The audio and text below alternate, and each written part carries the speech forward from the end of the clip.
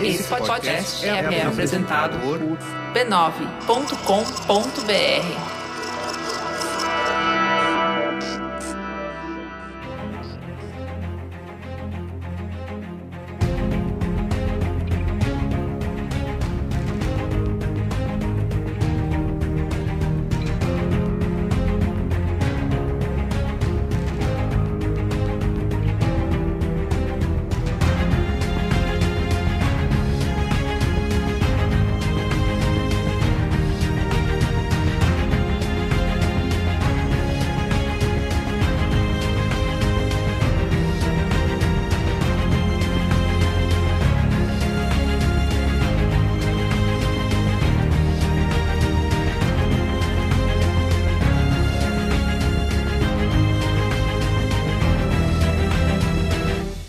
Eu sou o Carlos Merigo, esse é o Cinemático número 190. Estou aqui hoje com Soraya Alves. E aí, Soraya? Olá, pessoas! Aqui novamente.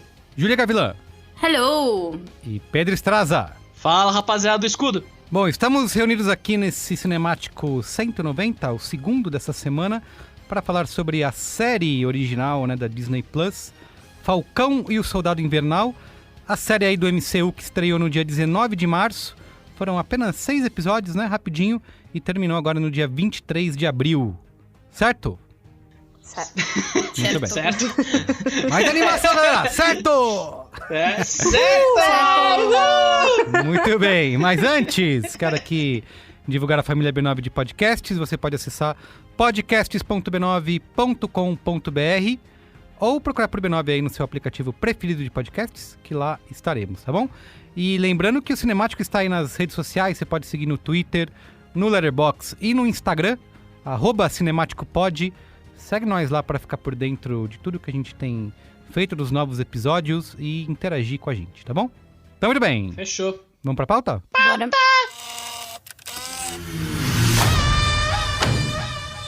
So, who would like to start?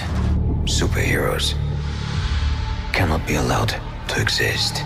I have no intention to leave my work unfinished. Just blink.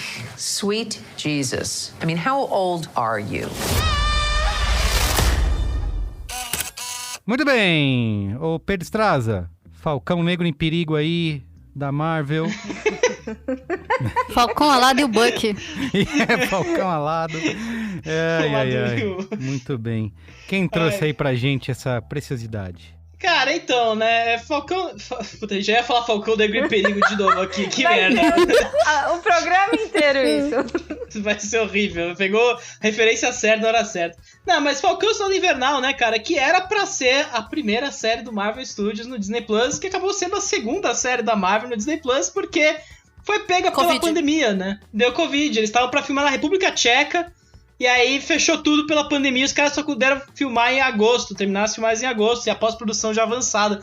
Virou uma bola de neve gigante essa produção, e agora, março de 2021, os caras finalmente lançam 6 episódios, conseguiram.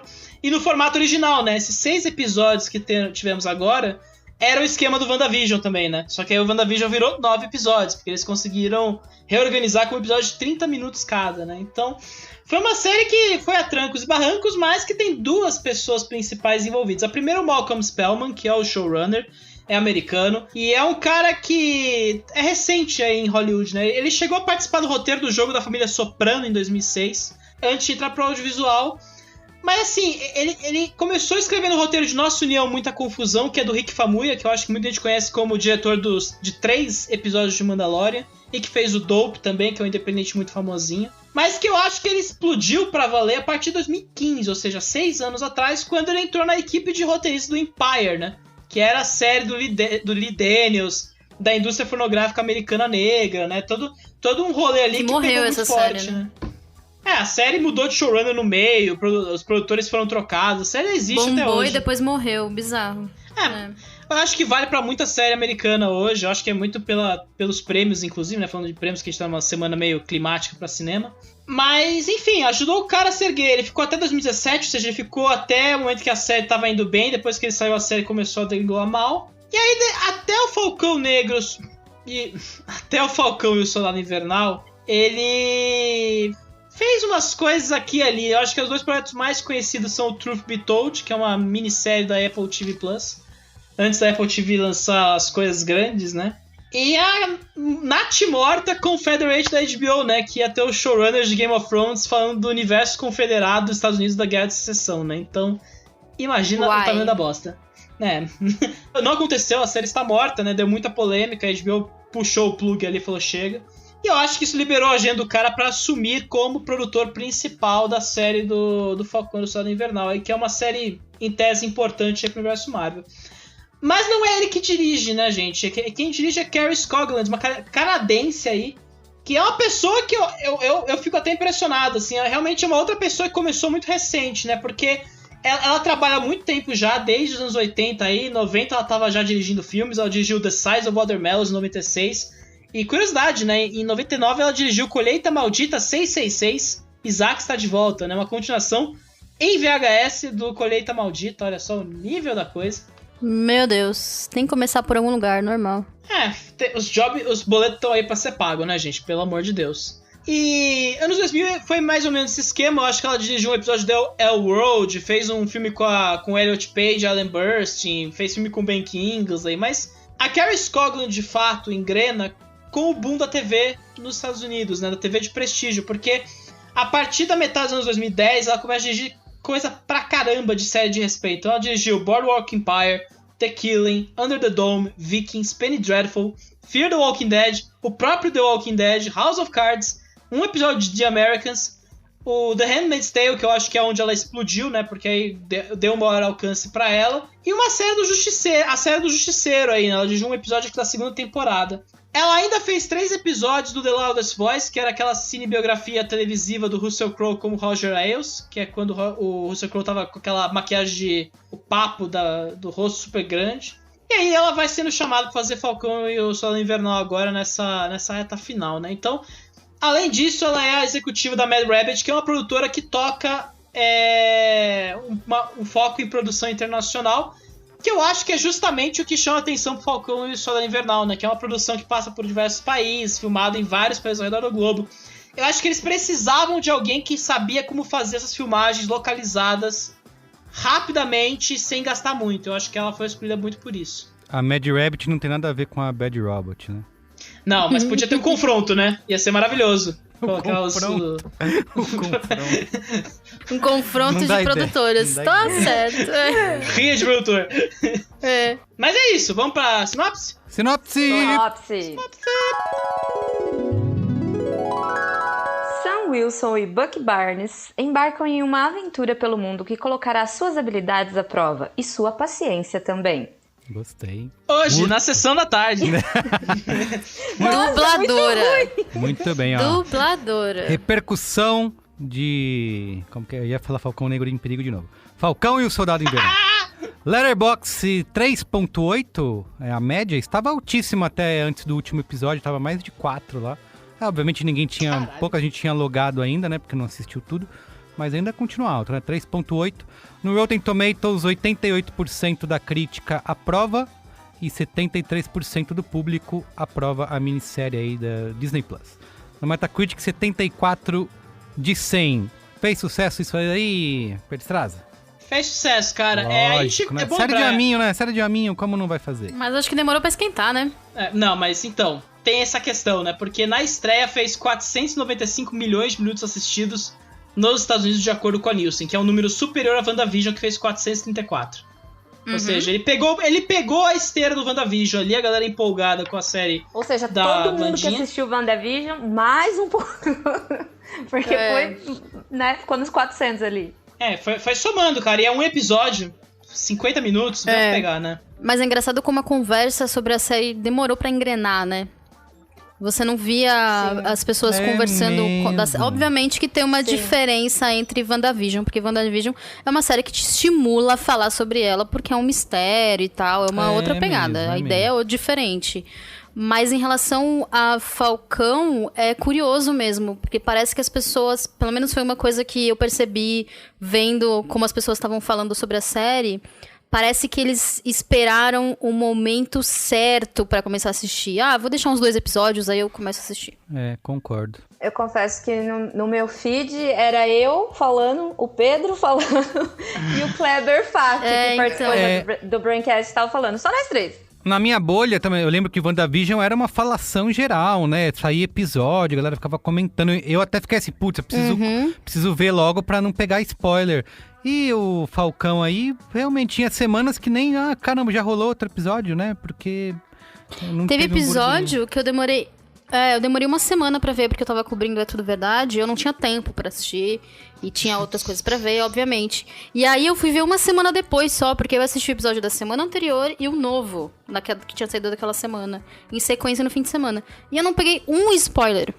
Nenhum spoiler de nada. As pessoas realmente não estavam falando sobre a série da mesma forma. Só você ver também que a Globo ganhou uma bela de uma grana, né, promovendo a série nos comerciais do seu principal programa hoje em dia, que é o Big Brother Brasil. Então, sim, isso fez você percebe que eles colocaram uma grana ali para as pessoas assistirem. Sim. Uma coisa que eu acho importante dizer, né, é que eu acho que a série bombou mais no TikTok. A gente tem, eu meio que fui vendo aí a galera comentando, aí sim comentando a série, fazendo vídeo sobre, mas naquele ritmo de TikTok, sabe, coisas muito nichadas. Uma coisa que pode aparecer pra alguém não aparece pra outra pessoa.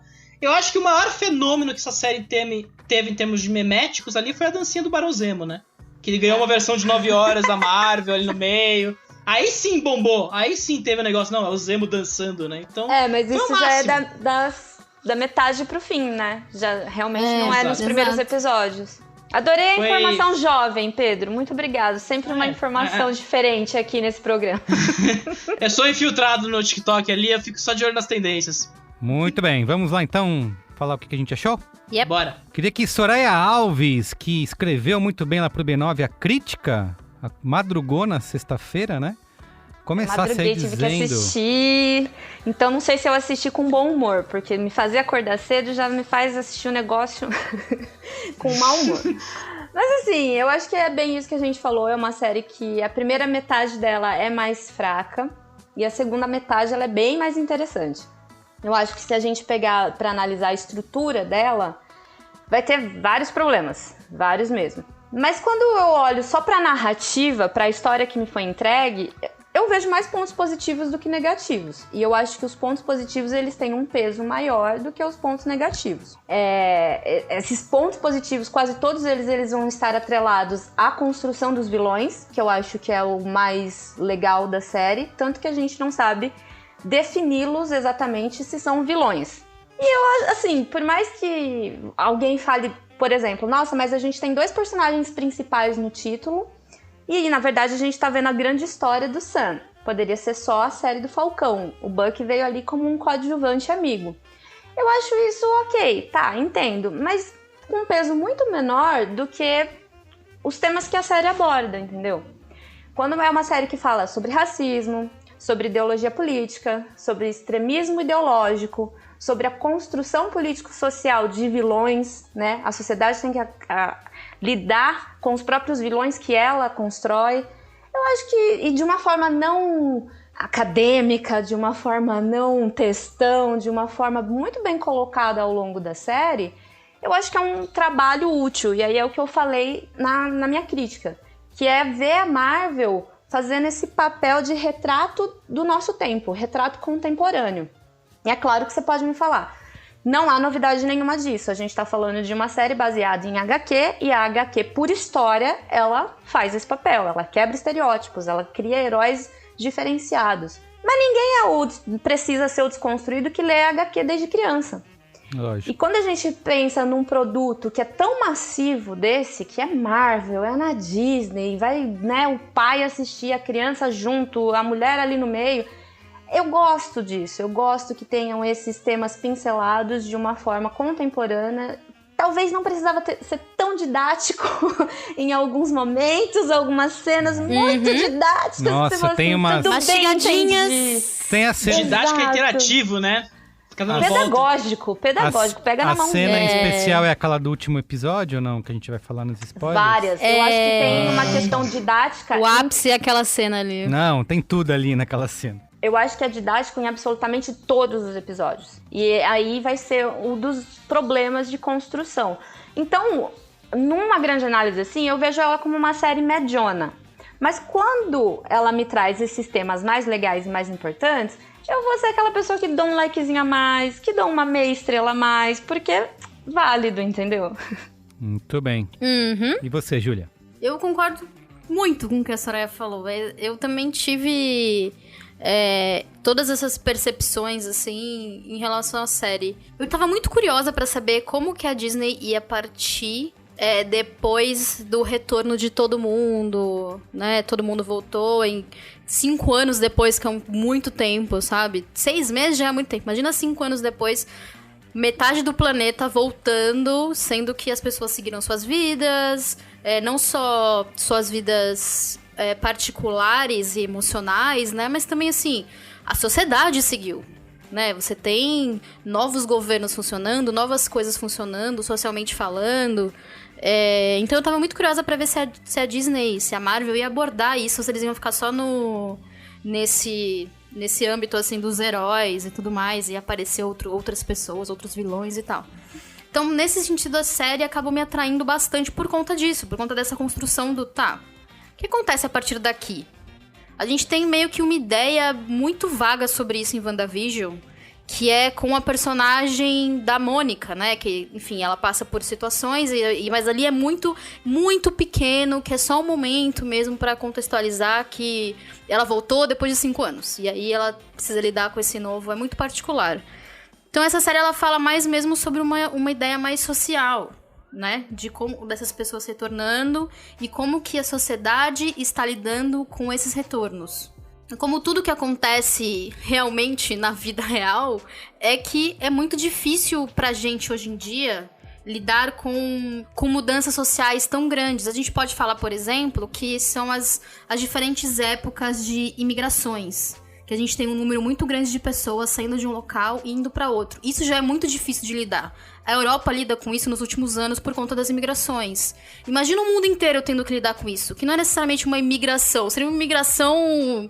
É quase que isso, vamos dizer assim. Eu gosto quando a série aborda essas coisas desse jeito. E eu gosto muito da ideia de você ter vilões que não são necessariamente vilões. Porque a gente teve um grande vilão da Marvel agora, que ele tinha uma ideia de tipo, eu vou fazer isso porque eu quero. Não tinha muito uma visão social do porquê ele estava fazendo aquilo, porque na verdade para ele não interessava, ele só queria fazer aquilo porque ele queria fazer. Então a gente ter pessoas que são pessoas reais e não super vilões com poderes surgindo, apesar de ter uma relação ali, né? Os poderes deles são usados mais para uma causa do que necessariamente para eles serem poderosos, porque eles querem ser poderosos. Eles usam aquilo por conta da vontade maior, que é ter esse novo mundo, né? Então eu gosto de como a série constrói essas pessoas de uma forma mais realista, entendeu? Eu não tenho local nesse mundo, sabe? Eu não tenho lugar nesse mundo, eu não tenho pra onde voltar, porque o mundo é igual, mas ao mesmo tempo não é, porque a casa onde eu morava já moram outras pessoas, ou então o meu trabalho já não tenho mais um lugar pra trabalhar. E é uma coisa muito, muito confusa, porque se a gente parar pra pensar, para pessoas que ficaram, foram 5 anos de vida, né? A vida seguiu. Mas para as pessoas que sumiram e voltaram, foi segundos. Elas não têm essa noção de que passou tempo. E elas precisam se recolocar nesse mundo. E como a gente conhece bem a humanidade e governos, é difícil você se colocar nesse mundo, porque você acaba passando por cima de outras coisas, de governos, de ideias do que governos acham que precisa existir, enfim. Tô filosofando muito, né? Mas o ponto eu gosto muito como a série aborda essa questão. Mesmo quando ela aborda isso de uma forma Disney. Eu não tava esperando que a Disney abordasse isso de uma forma profunda e tal. Mas, ao mesmo tempo, eu esperava um pouquinho menos de didática. Sim. Eu esperava um pouquinho menos, sabe? Você não precisa segurar na minha mão todo episódio, Mickey. Eu entendi o que você quis dizer aqui. Entendeu? Exatamente. E agora você imagina a luva branca pegando sua mãozinha e falando, vai ficar tudo bem. Isso, vai ficar tudo bem, entendeu? É isso. Mas foi exatamente essa sensação, sabe? Tem coisas que foram muito mastigadas. A gente vai falar, o Merigo falou sobre esse momento final, a gente pode falar deles, que ali deu uma certa vergonha. Isso, eu posso falar que ali eu fiquei, não, você passou do ponto, não precisava ser assim. Totalmente. Entendeu? Tava bom antes, não precisava ser assim. Exatamente. Mas do mesmo jeito que eu acho que é muito legal a forma como ele aborda o Sam, o fato do Sam ter voltado, mas ao mesmo tempo aquela ainda ser a realidade dele, mesmo se ele não tivesse sumido. Entendeu? Porque é a realidade, na verdade, da comunidade dele. Então, assim, e um cara que saiu pra viver o mundo, quando ele volta e ele vê que o mundo, não, entre aspas, não precisa mais dele, ou precisa dele de uma forma que ele não quer oferecer isso, e ele percebe que, na real, o que ele precisa? Estar na comunidade dele. Ele precisa estar presente na família, ele precisa lidar com outras situações ao mesmo tempo que ele acha que tem que salvar o mundo. Eu gosto como ele lida também com essa parte das relações familiares. Eu adoraria se o Buck tivesse virado cunhado. Mandaram pra mim uma imagem maravilhosa disso. Eu adoraria o Buck, né? Também, né? Mesmo traumatizado, a gente lida com ele, né? Mas assim, tem umas coisas ali que eu acho que são muito interessantes. Eu acho que a série mesmo constrói a relação deles de uma forma muito suave, muito natural. Porque eles tinham uma pessoa ali do meio que tinha uma relação complicada, né? Porque eram meio que os dois melhores amigos do mesmo cara, só que em épocas diferentes, com experiências diferentes. E aí eles não têm mais essa referência e eles precisam lidar por uma causa maior, e aí eles acabam criando uma construção ali, né, mais próxima, uma amizade e tal. Eu acho que foi natural, eu não acho que foi forçado. Nisso eu gostei muito. Eu acho que em relação a WandaVision, eu acho que os lances das conexões emocionais foram mais forçadas ou mais empurradas do que em Falcão Alado e o Buck. Então, assim, tem coisas que... então, assim, eu não consigo não chamar assim. Tô chamando assim há semana já. E, infelizmente, vai ser isso mesmo. Então, eu gosto. Mas eu concordo também que tem coisas que... tem problemas de estrutura que você percebe que parece um filme cortado. Sim. Sabe? Um grande filme que foi cortado sim. Em vários momentos. E aí você percebe que, aqui é o momento que eles se aproximam, é o momento do conflito. Eles percebem que precisam se reencontrar e precisam lidar com esse conflito. E são mecanismos ali, ferramentas que você já entende se você já tá calejado desse tipo de história. Mas assim, é divertido. Aproveitando o gancho de jogar vilã, né? Parece tanto um filme de 6 horas que... A minha impressão parece que rolou uns 3 filmes lá dentro e eles não souberam decidir por um, eles foram pelos 3. Então, eu acho que isso ajuda muito no lado pedagógico, reiterativo da série, de ficar dando volta ali constantemente. E também explica por que esses 3 primeiros episódios são tão bundas, né, gente? Pelo amor de Deus, assim, os 3 primeiros episódios eu tava sofrendo pra terminar o episódio, assim, era uma parada cansativa de ver, sabe? Porque não levava nada, e não ajuda nada que as cenas de ação... Só tem uma cena de ação boa, essa série ou minissérie, né? Não. Tem. As cenas de ação são boas. Nossa, não. Imagina, a cena inicial é boa. A mesa tá indignada. Horrível. Como chama aquele horrível. Você tá louco. O avião É mó legal. Eu fiquei mó feliz de ver aquela cena do primeiro episódio depois de ver aquele final épico, horroroso de WandaVision. Tava, meu Deus, é isso que eu quero, Marvel. E sabe o que eu ia te Obrigada, dizer? Marvel. Você sabe que uma das coisas que me faz gostar... Porque eu fui com uma baita má vontade, né? Eu fiquei, tem que assistir. Nota ouvinte, Carlos Sinceridade. toda semana falando, caralho, tem que ver a merda do Falcão Soldado Invernal, puta que pariu, não vem nunca essa bosta. No WandaVision tinha toda aquela negócio, tinha toda aquela aura de ser algo, entre aspas, né, inovador, né, e ser algo subversivo, né, da Marvel. Então, existia essa curiosidade de entender o que eles iam fazer ali depois da divulgação inicial. Esse aí, como eu já vi que era um negócio mais padrãozão, eu já, não sei, 6 episódios.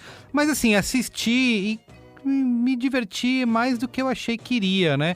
E eu acho que um dos pontos é isso que a Júlia acabou de tocar aí, que é talvez um pouco de saudade dessa ação farofada, blockbuster na telona, sabe?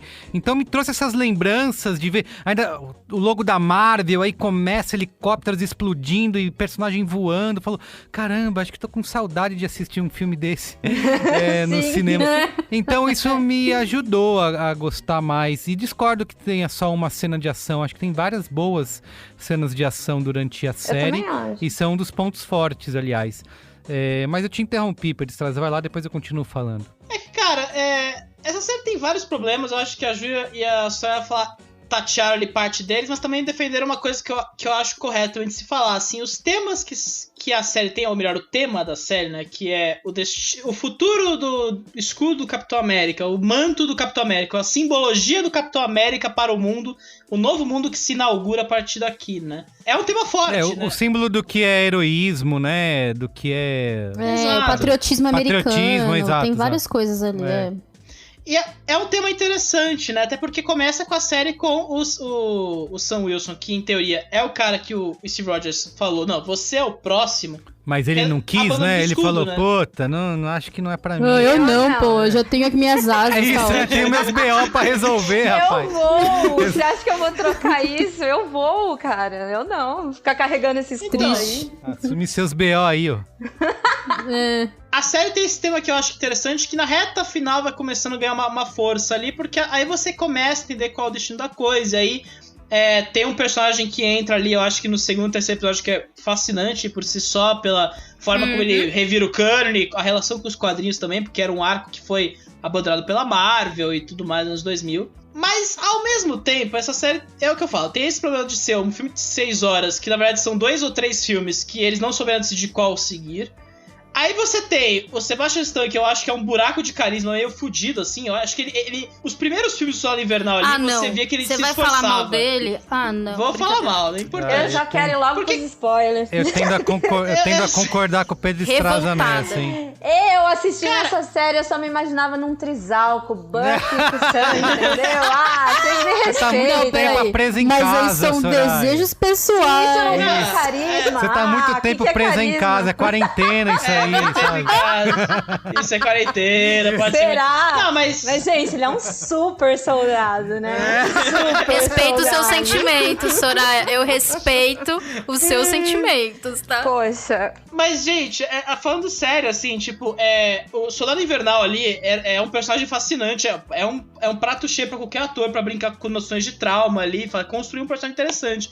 O Sebastian Stan, ainda mais nessa reta final, que eu acho que ele tá um pouco de saco cheio do personagem, ele manda as falas dele como se estivesse pedindo no McDonald's, sabe? Tá nesse nível já, sabe? Ele já não se importa muito com aquilo ali, entendeu? Claramente. Então, eu acho que ele era pior nos filmes. Eu acho que agora ele tá um pouco mais... Ele era meio engessado nos filmes. Deram espaço pra ele desenvolver. Agora ele brinca mais, Eu odiava ele nos filmes. Toda vez que ele aparecia, ele veio só fazendo... Aquela peruca dele. O papel dele é fazer cara de mal, sabe? É fazer cara de que comeu e não gostou. Mas ele continua nesse pique, né, cara? Mas é que agora ele tem mais espaço, ele é o protagonista sério. Só que assim, ele não entrega e o Anthony Mack, coitado, assim, o personagem demora a ganhar peso. No começo ele tem uma cena incrível no primeiro episódio, que é a cena do banco, que eu acho que é uma puta cena do universo Marvel ali, porque é o legal de ver essas séries, né? Super-heróis na vida cotidiana, fora dos grandes eventos ali da Marvel. Só que depois disso ele passa 3 episódios sem ter muita relevância ali pros caminhos da trama, além do negócio do beat dramático. Então, a série fica sem ninguém. Eu acho que até explica porque o Zemo ganhou tanta relevância ali em certo ponto. E o Zemo é tipo um personagem meio... É um dos vários personagens que você repara, né? Repara que os caras não pensaram muito em como inserir, ficou meio mal ajambrado. É isso, ficou mesmo. Isso ficou. Então, assim, a série sofre muito com isso. E, cara, os vilões, assim, os apátridas, cara... eu entendo toda a argumentação de que é um negócio de discutir no universo, mas caramba, cara, como foi mal trabalhado esses vilões, assim, é uma parada meio, puta, eles são vilões agora, então eles vão virar os vilões terroristas do mal, depois a gente desconstruir eles ao longo de 6 episódios, sabe? Então fica uma parada... meio genérica, eu achei, assim, apesar de eu gostar bastante disso que a Soraya e a Júlia falaram, né, de trazer essa temática geopolítica, né? De que os outros filmes da Marvel nunca trouxeram isso nesse nível, porque tava mais num esquema hiper realista e da magia, né, e dos aliens e tal. Aqui não, você tem um cenário super pé no chão, né, então ele vai trazer as consequências geopolíticas do desaparecimento e do retorno das pessoas. Então eu gosto bastante de como a série dá essas pinceladas nessas temáticas sobre o que é extremismo, quem que é terrorista, quem não é, de refugiado, né, faz comentários sociais que são importantes. Interessantes. Né? Isso, Só que aí o personagem não existe, né, cara? É bizarro como, assim, a vilã, que é a... Esqueci o nome da personagem. Carly. A Carly. Ai, Carly. ela não consegue virar essa vilã, porque... E aí você percebe que o negócio fica meio... Realmente, isso que o Miguel falou, fica uma ameaça genérica e muito sem sentido, assim, na reta final. Nossa, eu não acho. Mas, eu acho frágil. E aí Aí eu começo a me ver um pouco do que pouco que tem, sabe? Eu acho simples. É isso que eu ia falar, assim, ó. Funciona, mas podia ter ido um pouco mais além. Mas é o que... Como um anarquista mesmo. Mas é a Disney. A pessoa tem uma grande ideia, mas a execução nem sempre é a melhor. O que como eu pontuo essas coisas boas que vocês falaram, concordo bastante. Esse ponto dos terroristas aí, é que eu acho que cai no mais convencional, né? E talvez acho que eu nem reclamo tanto disso, né? Eu acho que ele tá no convencional mesmo, traz ali a ação de blockbuster. Acho que pra quem assistiu, por exemplo, WandaVision, não no final, né? Porque eles já tentaram se encaixar mais num universo confortável pro fã, né, da Marvel. Mas aquele começo é muito diferente, né? E teve muita gente que torceu o nariz com aquela proposta ali. Aqui já é mais o comfort food, né? Aquilo que eu já tô acostumado e o que eu espero. Então, eu nem Manter o fã da Marvel aquecido, né? Eu não sei se eu digo que é simplório, mas é convencional, né? É convencional. Não, eu acho que nunca vem direito, assim. Eu acho, e aí é aí que eu acho interessante, né? Porque não tendo dois protagonistas que demoram muito a aparecer realmente na série, e tendo um vilão principal que é bem mais ou menos, você percebe que, além do Zemo, né? Que eu acho que os caras fazendo retcon, né? Fazendo um retcon básico no personagem. Ele não é mais aquele personagem de Guerra Civil, porque ele tem que ser o Zemo, né? O grande destaque é o personagem do Walker, que é o Capitão América novo, escolhido pelo governo depois que o Sam Wilson larga o escudo, né? Porque, e assim, não apenas porque o personagem... Capitão América Tabajara, né? O Capitão América... Ele é... Não aguenta 5 minutos de porrada, o cara, velho. Para. Esse Capitão América, ele não apenas... Ele oferece um pouco de carne, essas noções de cinza que eu acho que a série falta às vezes... Como ele tem um casting muito bom e um cara que eu acho fantástico, que é o Wyatt Russell, cara. E que é um ator, assim... A orelhinha reconhecível. Eu acho bom também, porque apesar da gente começar já querendo que ele seja tirado dali o mais rápido possível, né? Você sai fora. Eu acho que... E eu fiquei assim, eles vão nos manipular com esse personagem, ele vai ser odioso e tal. E a maneira como eles trabalham é até legal, porque ele não é esse cara filha da puta, sabe? Escroto, né? Eu acho que ele brinca muito também com uma história, uma coisa que é bem delicada pro americano, que é a noção de patriotismo. Isso. Porque você tem um símbolo americano que o símbolo máximo de patriotismo pro americano é a Segunda Guerra Mundial, que foi o que eles... A partir dali que eles se tornaram os Estados Unidos, né? Com essa ideia de xerifes do mundo e tal. Então, assim, quando você tem um símbolo por muito tempo, que é um cara que era o símbolo da vitória americana na Segunda Guerra, e você troca isso por um cara que passou por guerras que são muito mais cinzentas e muito mais complicadas de você apontar quem é bonzinho e quem não é... eu acho interessante quando você pega a Marvel da vida e coloca esse personagem pra falar assim, olha, nem sempre você ser um patriota é uma coisa boa. Nem sempre você estar em guerra significa que você é um herói. Eu gosto disso. Isso é uma coisa interessante, a forma como eles colocam. De novo, né? A dar aquela... Marvel, né? Aquela visão Marvel, exato, aquela visão Marvel e Disney do Mickey que tá te explicando como é que aquilo funciona. Mas mesmo assim, é interessante você sair de um herói que é um herói, porque apesar de tudo o que aconteceu, a gente sabe que o Steve... Apresentaram o Steve como um cara que tinha toda uma noção de ética e tudo mais, né? Tanto que várias coisas acontecem porque ele se mantém muito preso a essa ética. E você apresenta um cara segurando o escudo dele que passou por coisas completamente diferentes, por guerras completamente diferentes, e que vende essa ideia de tipo, eu fiz coisas pelo país porque o país quis que eu fizesse, pra você estar seguro. E isso é uma coisa muito delicada quando a gente fala sobre patriotismo americano, né? Exato. Não, e eu acho que a escolha do Wyatt Russell nesse papel, né? Porque o Wyatt Russell também é o filho de Kurt Russell, né? Que é o grande ator americano do momento, é o bambambam do momento. E que é um cara que tem... E que é um cara que entende esse rolê de herdar um peso, um manto, viver sob a sombra do outro, né? Então veio com bagagem, veio com sobrenome, você já aprova, né? Exatamente. O Pedro sempre traz dessa.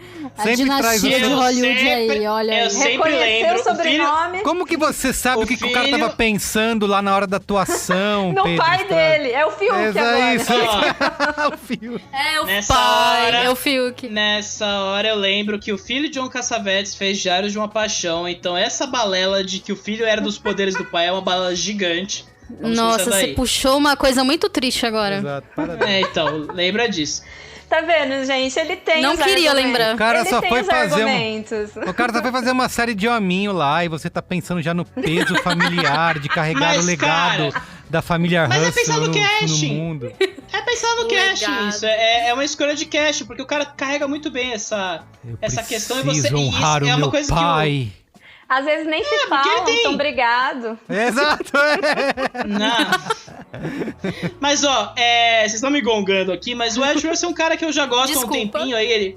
Ele fez Operação Overlord, ele tava ótimo no filme, mas ele também fez aquele Everybody Wants Some do Richard Linklater, ele tá fantástico no filme, então, assim, é um cara que tá faltando só um John Carpenter na vida pra ele estourar de vez, sabe? Alguém que, um diretor que pega ele no colo e fala, vamos lá, sabe? Que nem fez com o Kurt Russell na vida. Sim. Mas é um cara muito bom, num papel que eu acho que ele sabe muito bem como trabalhar, então o personagem ganha realmente uma profundidade ali, que torna ele interessante, né? E eu acho que ele ocupa o protagonismo da série por algum tempinho ali que o Falcão e o Soldado Invernal não ocupam, cara. Até eles entrarem, né? Até que aí são os últimos 3 episódios, que aí as coisas começam a dar errado, aí algumas coisas começam a acontecer. Pô, mas A aí série seria ganha força difícil ali, né? seria difícil ele não ocupar, já que a grande questão envolvendo a série é o escudo. É. Seria difícil também ele não ocupar um pouco desse protagonismo Sim. na série, né? Claro, né? Mas ao mesmo Faz tempo você vê sentido que até dar espaço pra ele. Mas ao tempo você vê que os apátridas são muito frágeis, você vê que o Soldado Invernal ele não existe como protagonista, ele é um coadjuvante quase na série, né? Vamos convenhamos. Ele é uma pessoa sofrida, não fala assim, tá? Ele é uma pessoa sofrida. E o meu papel da Júlia é defender o Buck. Exato. Antes de ir A existência dele. pros spoilers, eu queria só citar aqui, eu gosto muito de como a Disney, obviamente já pensando em criar conteúdo para o seu serviço de streaming, assim, atrair assinantes, né? Mas além disso, eu gosto muito de como eles fazem essa transição, né? De passagem de bastão, né? Pro próximo Capitão América e tudo mais, que ficou lá no fim do Ultimato, né? Tem essa cena dele, eu não sei se eu quero, isso aí não é pra mim. Então eles teriam que fazer o quê? Sei lá, ia fazer um filme pra contar essa história e aí a partir daí começar, não, faz uma 40 série... minutos com ele contando essa história. Isso, exato. Então agora eles já vão, eu não sei se eu posso falar isso, ou é spoilers, mas enfim. Pode, a história, já pode saiu falar, notícia. Vai direto ao ponto, né? Quando começar o filme, já foi, contamos já essa transição e ela vai parecer natural, tem todo um pano de fundo. Eu gosto muito disso que o Pedro falou, da cena do banco, de que ele tá lá, ele é um vingador, mas não recebia nada por isso, tá fudido, tem que pedir empréstimo. Não adianta se a galera tá tirando Ele selfie não é o com Tony ele. Stark, né? Gente, Ser tá ruim pro Vingadores não dá Vingador, né? dinheiro, né? Que Imagina merda, né? pro brasileiro. Trabalhando de graça, velho. Então eu gosto muito dessa passagem de bastão. Nem um MEI ele é, muito triste. Nem o MEI. Caramba. Então, eu acho que traz uma coisa legal pra quando você for assistir aí um Capitão América, qual que é? 3, 4? 4. 4. Inclusive, né, fica a informação que o showrunner e um dos roteiristas da sala de roteiristas estão no roteiro do Capitão América 4. E aí, quando você for assistir o filme, você já tem um outro, né, contexto, você já vai mais preparado e é mais fácil de você conseguir, acho que capturar. A gente falou em emoção aqui no começo, né? Cara, já tem uma conexão com aquele personagem que sem esses 6 episódios aí, por mais que eles sejam falhos, eles conseguiram estabelecer um pano de fundo muito bom pra ele, né? Mas é engraçado, Exatamente. né? E aí eu acho que é legal até trazer de volta o WandaVision, né? Porque o WandaVision e o Falcão Soldado Invernal tiveram esse lado, né? Eles não são exatamente séries, né? Até rolou essa discussão, né? No Emmy, colocaram o Falcão Soldado Invernal como série e o WandaVision como minissérie. Eles são mais prólogos para os filmes, né? A Wanda já tá preparada para o Doutor Estranho 2 e agora o Falcão e o Soldado Invernal estão preparados para a Capitão América 4, né? Então é mesmo uma noção de seriado que uma noção do universo Marvel, né? O Kevin Feige está atento ali para deixar sempre focado na experiência dos filmes. E de novo, você não precisa ter visto Falcão e Soldado Invernal para ver Capitão América 4. Você pode ver sem ver a série agora. Até pode, mas é isso, né? Você vai perdendo essas sutilezas aí. E aí depois não Você adianta... perde essa apresentação. Eu não quero degongar, mas você já tá falando que você sabe como vai ser o Capitão América 4. Claro. Que não precisa assistir a série para, sabe? Leitor mas de é- mas pensamento. Você acha que o Kevin Feige vai realmente permitir que você pule? Vai nada. Puxa. Vai é nunca. Eu acho que é importante pra ele manter a experiência dos cinemas, porque, cara, se você pensar um pouco, né? Nem todo mundo vê a série, todas as séries do mundo, né? Quando você começa a colocar muito episódio de série, de 1 hora, de 6 horas, você começa a afastar o público, né? Então, pra eles é importante que os filmes continuem experiências isoladas. Então, eu tenho essa impressão, pelo menos, assim. A Wanda vai aparecer no Doutor Estranho diferente, mas você fala assim, você pode ver a WandaVision pra entender como ela chegou no Doutor Estranho. O Falcão agora... Enfim, aí vai pros spoilers. Spoilers! Vamos lá, spoilers! Spoilers! Avada Kedavra. I am your father. A boy's best friend is his mother. I see dead people. Damn you all to hell! Silent Breed is people! Muito bem, liberado, vai lá. Vamos falar da cena final? Vamos Falcão falar é disso. Capitão Vamos, pelo amor de Deus. América, já era óbvio, né? É isso, Aquela exato. roupinha feita diretamente de Do quadrinho do Nick Wakanda. Spencer. É isso que é uma coisa que eu gosto, mas ao mesmo tempo também fico assim que... Essa questão das aparições, né, e dos acenos, né, as piscadelas a quem acompanha todo o MCU, às vezes parece meio... forçada, não sei, mas... Cara, tem um que easter egg o no uniforme, né? Mas é legal, o Wakanda é mas legal. que e tem um papel importante Tem um pretexto, na história né? do Bucky, Tem, né? isso, exato. Então- Não, eu tô falando à toa, tá? Eu tô dizendo que eu só fico assim, vamos trazer... Mas quando aparece eu gosto, falar, legal, Wakanda, isso aí. E eu adorei o Zimo de volta, porque os melhores diálogos ele tá no meio. Inclusive, as melhores cenas do Bucky é quando o Zimo ainda está presente. Os roteiros, as linhas de diálogo deles são muito boas. Porque é aquilo que o Merigo tava falando antes, né? Sobre o surgir um terrorista, um extremista. Mas do outro lado é a mesma coisa, né? Pro Zimo, um vingador é a mesma coisa que um terrorista. Ele também mata inocentes pela causa dele. Ou ele acha que tá tentando proteger, mas ele acabou com uma cidade toda. Então é muito interessante, te coloca naquele papel de tipo, e aí, né? Será que é só tudo igual, uma questão de lado? E eu acho que também é importante isso, porque ele acaba te lembrando coisas que a gente pode esquecer por conta dessa imagem de superpoder, né? Que realmente, gente, eles destruíram Nova York, eles destruíram uma cidade inteira, eles destruíram muitas coisas, entendeu? Sim. Sim, isso falando deles, não só falando a gente podia falar só do Hulk como exemplo, mas tem, né, todos eles quando eles se reúnem. Então é bom também a série, na verdade o MCU, te lembrar que eles também podem ser perigosos de alguma forma, né?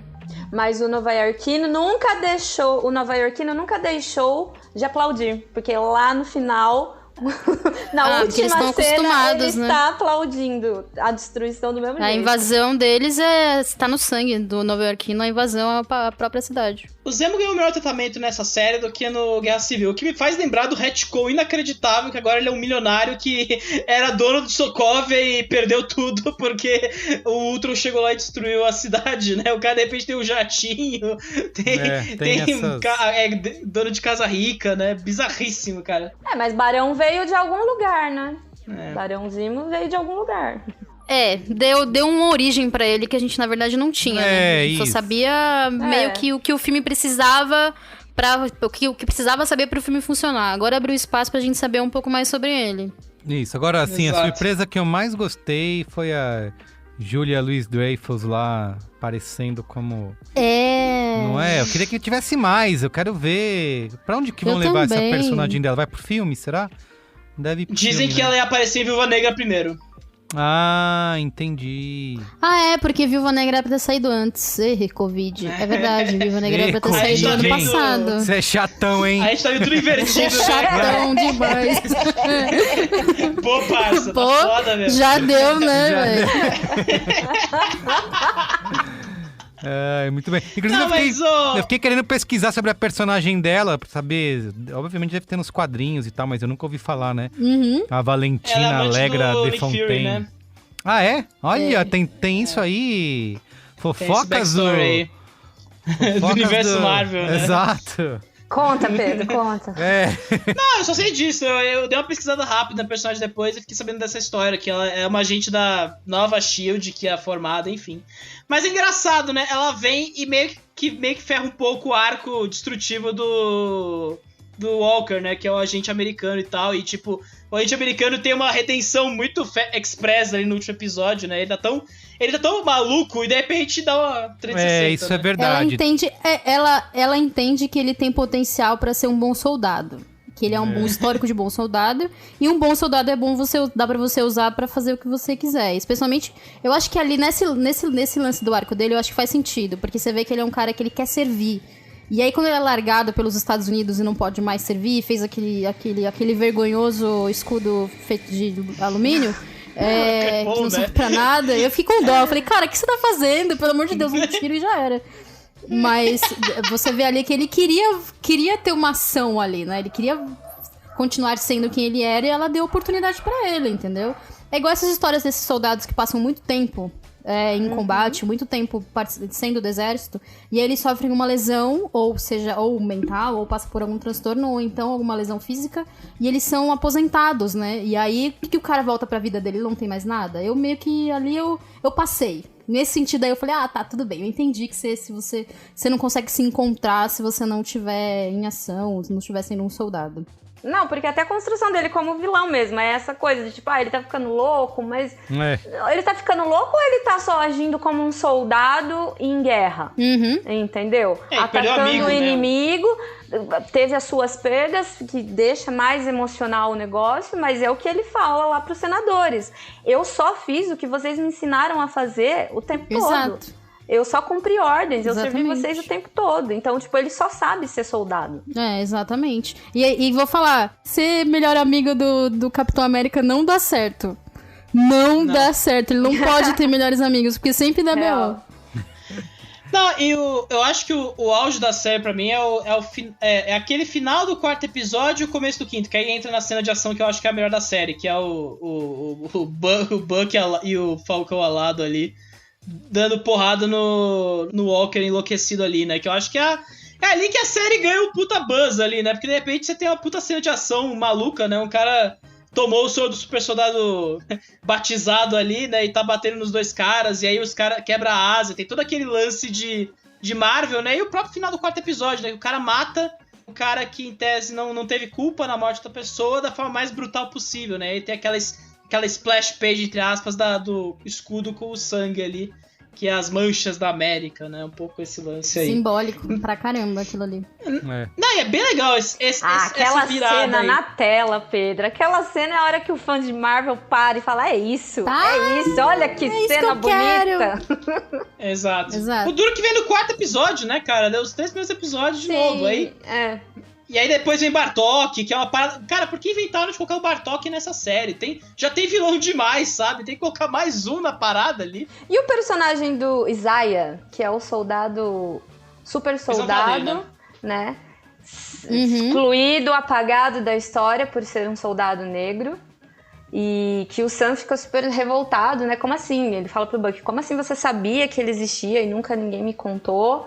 E ao mesmo tempo o Buck não tem a noção do que isso significa pro Sam. Isso foi uma coisa que eu gostei muito, quando o Buck finalmente cai em si e fala, olha, eu tava aqui te enchendo o saco pra você virar o Capitão América, mas eu não tinha noção, e eu acho que o Steve Rogers também não tinha noção do que isso significa pra um cara negro, né? Ele finalmente cai em si. Eu acho que só isso era o suficiente, não precisava falar mais nada. Ali você já entende, entendeu? Você não precisava 5 minutos a mais. Ali você já fala, puta merda, é verdade. Ninguém entende o peso disso, né? Eles não têm como entenderem esse peso. Mas aí a Marvel falou, não, deixa eu te explicar um pouco mais, peraí. E aí... O Isaiah realmente é um personagem interessante, né? Mais porque a galera dos quadrinhos sabe melhor esse assunto, né? Mas é um personagem que a Marvel fez questão de esquecer, né? Ele foi introduzido nos anos 2000 ali como num arco que nunca mais foi republicado pela Marvel, né? Porque era isso, era revelar uma história de que os Estados Unidos tentou ter um Capitão América dos anos em que o Steve Rogers estava fora de ativa, congelado, né? Virou... E aí é aquela coisa, é o soldado negro, né? Ele é o mais esquecido pelo governo americano, o preconceito bate forte ali na tela. E o cara que faz o Isaiah Bradley manda muito bem no papel. E aí que eu acho que é bacana. Ele e o Ed Russell, eles pintam toda essa complexidade que é usar o manto do Capitão América nos Estados Unidos, que é, cara... Não é os Estados Unidos idolatrados nos 40, 30 ali, né? Do Segunda Guerra Mundial. Então, realmente, é uns momentos muito bons ali de coadjuvantes, né? Não dos protagonistas. Os protagonistas reiteram. E assim, não é... Particularmente, não é uma questão de anos, né, que em algum momento existiu uma validação para esse tipo de patriotismo, para esse tipo de construção social dos Estados Unidos. É que não se tinha a visão de hoje, não se tinha o debate de hoje. Mas se você pegar nos anos 40, tão errado quanto, né? Então, é bacana, é bastante bacana isso. Porque, de novo, a gente tá falando de um herói que, puta, mano, a construção de um Capitão América é completamente errada, né? Isso. Errado existir um Capitão América, assim. Então, tipo, é pior que o agora está sendo falado. Pois é. Tanto que essa cena do escudo cheio de sangue, na verdade, eu até brinquei no Twitter depois que eu assisti o episódio, que finalmente o Capitão América tinha a cara do país que ele representava. Porque é essencialmente isso, sabe? Aquilo representa belicamente esse país. Não só essa imagem de sou o capitão do mundo e eu vou salvar, eu estou aqui disponível para toda a população, né? E até a questão do John Walker, que nem o Merigo falou, ele mal assume e você já tá ali torcendo pra ele, né, sair do posto. É muito louco, porque a gente tá tendo o mesmo papel sendo representado. É a mesma figura. Só que o cara não tem um carisma que o outro. Então, só por isso eu não gosto desse aqui. Agora ele tá errado. Mas se fosse o Steve Rogers ainda, então tava tudo bem. É só a maneira de retratar, né? Você... Exato. Por exemplo, Guerra Civil tá aí pra isso, né, gente? Exato. O Capitão América ali não tava certo, né, no fim das contas. Né? A cena, deixar os heróis fazerem o que quiserem. A gente não falou ainda da cena, o episódio final lá com o discurso. Isso. E convenientemente as câmeras de TV estavam capturando Disney tudo. Channel. E todo mundo no país assistindo o discurso emocionado. Falta de criatividade. As câmeras todo ali mundo tá tudo vendo. bem, né? Porque ali tava acontecendo um sequestro de líderes mundiais. As câmeras de TV estariam ali. Sei. Olha, Mas todos em eu tô volta defendendo mais dele, do que... numa rodinha, porque ele tava no meio. Era uma rodinha. Parecia um sarau, sabe? Pra ele se apresentar. Sarau! Era dinâmico de um sarau, cara. Muito triste. Não, ali eu preciso falar. Ali, quando eu tava começando a conversa, eu falei, não, tá bom, tá legal. Isso. Tô entendendo bem onde você tá querendo ir. Só que aí chega num ponto que ele tá se explicando demais e ele tá dando umas respostas óbvias que a série já deu. E aí você fica, não me explica o que eu acabei de ver, cara. Pelo amor de Deus. Eu sei bem, a gente entende, especialmente porque, assim, de novo... a questão sobre os refugiados é uma coisa que é muito presente pra nossa geração. Muito. Por N questões. E há muito tempo. E olha que eu tô falando de gerações diferentes, né? Nessa conversa agora. Então, assim... E é uma questão há muito tempo. Então, não é como se a gente não entendesse isso. O básico a gente entende. Você não precisa, Disney, você não precisa me explicar o que eu já sei, o que a gente já vive, entendeu? E a série, como eu falei, ela faz isso em todos os episódios. A primeira vez que mais me incomodou, porque eu já tinha percebido, né? Mas o dia que me incomodou mesmo foi, acho que é na primeira metade ainda, que o Bucky tá ali conversando com o pai do cara que ele matou, né? O velho japonês. Eles estão no restaurante conversando, pá. Ele começa a falar do filho dele e a gente já tinha visto a cena anterior de que o Bucky matou um japonês jovem de gaiato que tava ali e viu ele atrás dos caras da ilha. Testemunha. A gente já tinha entendido que aquele homem era o pai. Só que aí não basta isso. Aí você faz o Bucky bater na porta do velho, o velho abrir a porta, tem uma foto enorme do menino atrás. Aí ele fala, eu tava te devendo um almoço, fica triste porque viu a foto e fecha a porta. E aí, no final, você tem a mesma cena do Bucky voltando lá e pra contar a verdade pro cara. Então, se você vai fazer a mesma cena, vamos supor que alguém não tivesse entendido que aquele homem era o pai do menino. Na cena final, lá, quando ele vai pedir desculpa e contar a história, a pessoa entenderia. Pronto, você não precisa me botar duas vezes a mesma cena, a mesma. E isso acontece muitas vezes. Quando eles, principalmente em diálogos do Buck e do Sam. Então, eles falam, por que, sabe? Por que isso? Tava indo tão bem. E aí não ajuda que o Sebastian não entrega, cara, assim, eu entendo, assim, não, é muito ele triste, entrega cara. Sim, Ele entrega tudo que precisa. Se ele quisesse entregar mais ainda, nossa. Entendeu? Queria, Muito assim, bem. um spin-off da construção corporal do Buck, entendeu? Só tem aquele braço de ferro. Um Que mais spin-off. diferente temos nesse super soldado? O que mais você pode entregar pra gente de diferente? Aquela cena que a Dora Milaje tira o braço dele é muito engraçada, cara, porque pô, o cara Eu tem um amo botão essa ali cena. que pode ser desativado, Sim. né, cara? É muito foda isso. Não, e aí você falou das cenas de ações. Você falou das cenas de mas ação, essa- Pedro. A cara. primeira é boa. Essa ótima. cena Não essa gosto. cena é boa. É muito boa. É Ela ótima. dando um Gente, pau onde é que no foi parar o Capitão avião, América. cara? Matou o piloto, o avião tá plano até hoje na série. Explodiu. Caiu. Explodiu, você não É, precisa não. ver que ele explodiu. Tudo Pô, explode. você já sabe o que ele explodiu. O que não aparece mais explodiu e não tem consequência. Explosão dizima. E do outro lado da fronteira ainda, pra Isso. gerar uma treta internacional. Exato. A Ótima cena da galera de Wakanda dando um pau no O que Capitão mais tem de América legal, é assim, bom. Melhor cena. Que a Soraya botou no texto lá que tem as cenas de ação de série que poderiam muito bem estar em qualquer filme. E eu achei que eles Isso. iam dar uma economizada nisso, né? A série não vai ser... Eles vão fazer coisas menores, E aí, né? eu acho Investiram que tipo, a forte gente ali. compara muito com WandaVision, mas são estruturas diferentes. E nesse sentido, essa estrutura mais basicona, mais do mesmo de Falcão e Soldado Invernal, eles capricharam justamente nisso, pra você ver que, ó, você pode ter a mesma experiência que você tem na tela grande numa série Marvel, na tela pequena. Eles capricharam demais nas cenas de ação, eu achei. Mas, assim, aí eu acho que vale apontar, né? Essa série vem como uma continuação, semi-continuação de Guerra Civil. E Guerra Civil eu acho que é um ponto meio baixo aí em cenas de ação da Marvel, porque os irmãos russos dirigindo aquela ação ali que os caras filmam de qualquer jeito as cenas, picotam a ação pra caralho. Aí fica muito fácil realmente dar uma subidinha, mas eu ainda acho um pouco deplorável, assim, o negócio não funciona. Aquela cena dos caminhões também no segundo episódio, cara. A câmera dos Nada irmãos russos é funciona. um pouco frenética. Eu Mó gosto da da cena hora. do caminhão. Corta. Eu gosto da cena dos Não, containers. eu gosto também. Dos containers, pô, é mó legal. É, Eles fazendo exato. piadinha enquanto o Buck tá lá com o braço pendurado. Mó legal, cara. As cenas Não, muito fraco.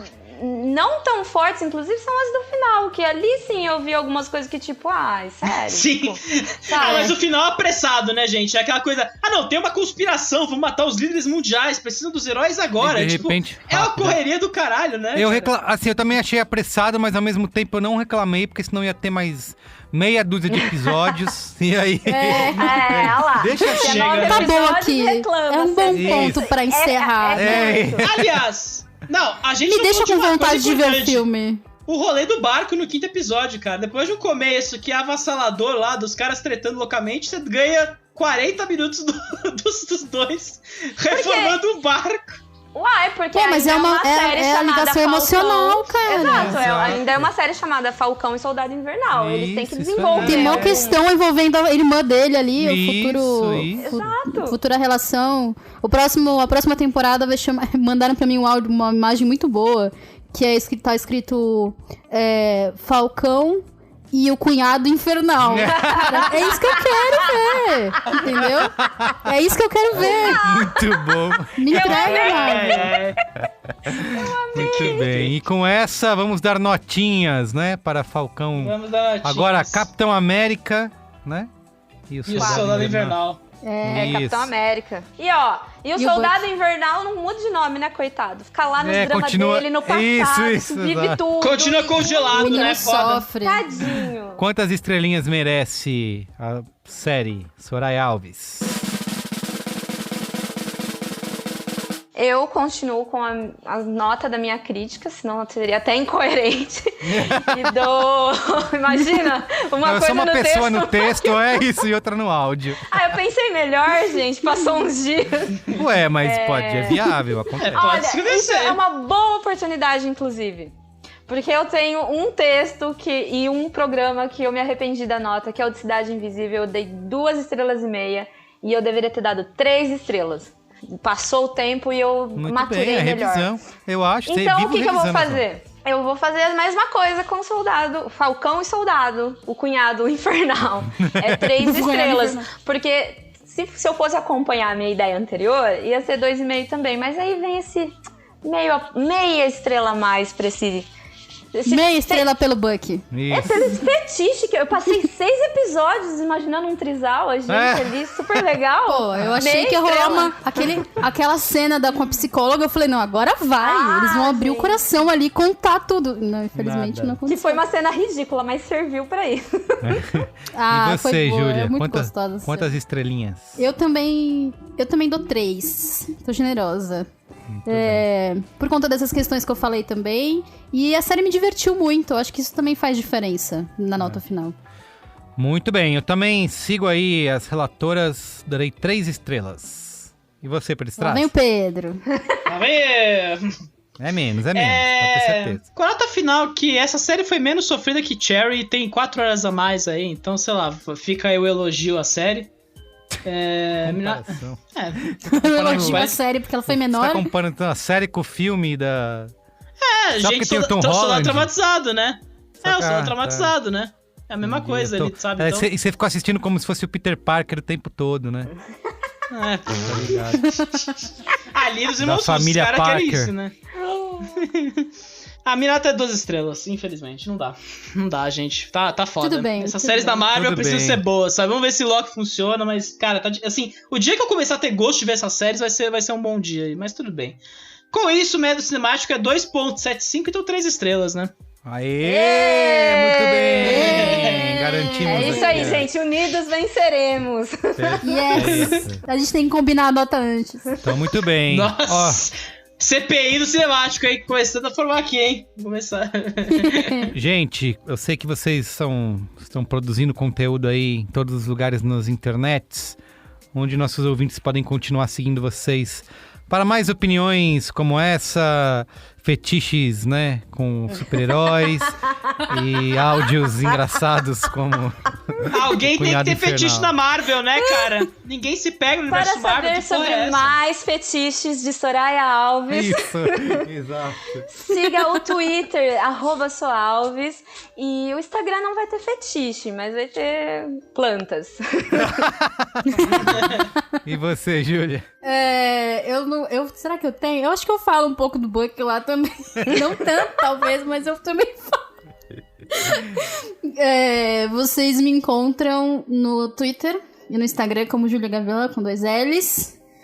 No juliagavela.com com críticas. E no podcast Mais Que Um Filme. É isso. Tudo bem.